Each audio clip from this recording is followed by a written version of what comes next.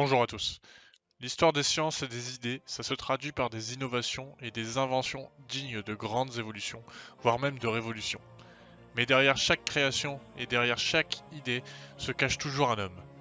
Aujourd'hui, je vous invite donc à faire un retour au XVIIe siècle à la rencontre de l'homme en quête de la vérité absolue, René Descartes.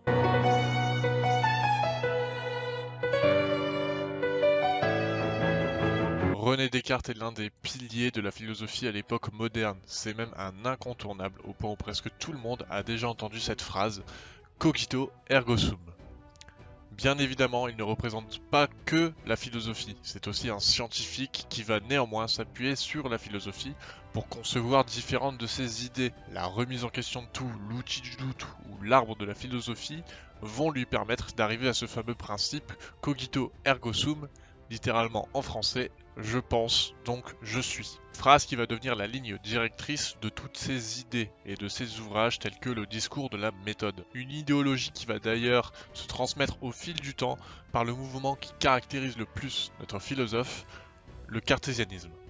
Dans un contexte de développement de la curiosité scientifique, les progrès et les découvertes s'enchaînent. C'est dans ce contexte que Descartes travaille à l'élaboration de théories dans plusieurs disciplines. C'est un touche-à-tout qui travaille aussi bien sur les mathématiques que sur la géométrie, l'optique ou la philosophie.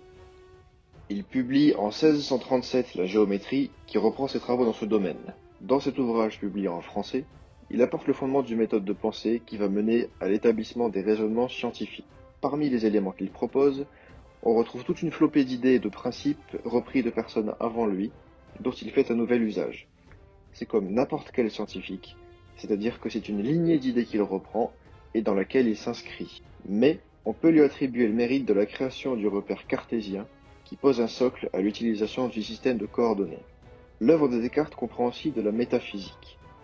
Concrètement, Descartes travaille aussi bien sur la réfraction que sur des tentatives ayant pour but de montrer que Dieu existe. Sa science distingue encore mal la différence entre la philosophie et le démontrable, mais c'est le cas pour tous les savants de l'époque. La frontière entre réel et irréel n'est pas proprement peinte au XVIIe siècle. C'est ainsi que notre trailer sur le fameux René Descartes s'achève. Merci de l'avoir écouté jusqu'à la fin, et si celui-ci vous a plu, nous vous invitons à consulter notre exposé disponible en description de la vidéo. Merci encore une fois à vous, et à la prochaine.